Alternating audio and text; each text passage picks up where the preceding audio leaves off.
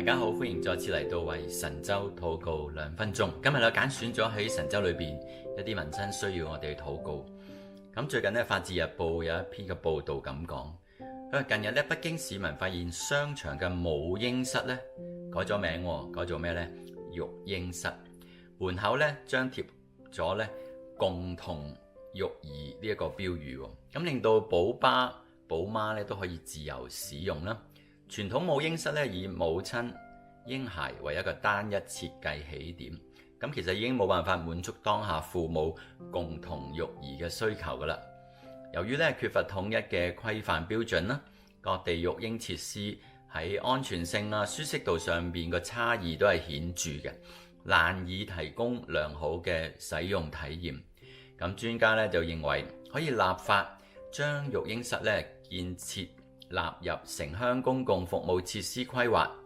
明確商場、車站、醫院等等大型公共場所嘅配置義務喎。通過制度將共同育兒嘅理念呢，真正融入公共服務嘅當中。我哋一齊低頭為神州禱告。主啊，聽到呢個新聞真係好開心，因為兒女係神所賜嘅產業，我哋願意喺神州裏邊相關嘅當局能夠制定更多即係育兒友好嘅一啲嘅政策以至到神州裏邊嘅家長帶住小朋友出行嘅時候更加便捷啦，而且嗰啲設施呢係更加到位啦，以至到更多人願意呢一家大細樂也融融。造就咧更多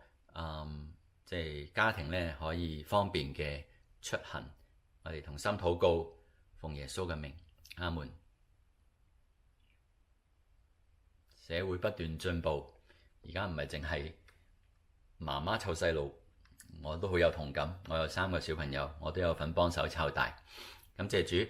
今日嘅為神州禱告2分鐘嚟到呢一度，下個禮拜約定你哋一齊繼續守望神州。拜拜。